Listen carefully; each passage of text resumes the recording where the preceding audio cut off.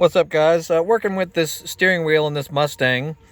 Couple things here, like if you want to remove all of your controls, like all these guys here, they're just a little Torx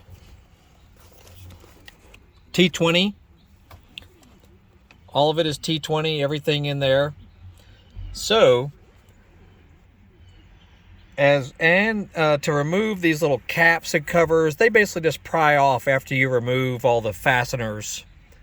After you remove all the screws and whatnot, you'll just basically work them off. They're just sort of wedged into place with little tabs.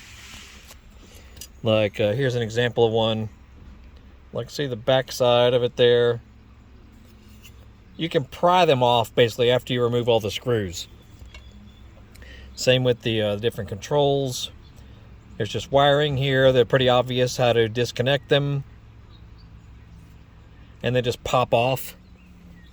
Because the issue is, this new steering wheel I've got is from a stick shift Mustang. However, my car is a paddle shift automatic Mustang. It can be done though. You'll have to just disconnect everything. And because the wiring harness is slightly different, because there's a few wires that are different with the paddle shift versus the stick shift. But you can obviously remove the entire wiring harness from the steering wheel. This is from the new one. And it will transfer the old stuff on to the new fabulous steering wheel. Anyway, I'm doing some of this for the first time, so that's why I'm sort of doing documentation and keeping track of where I'm going, so I don't screw something up.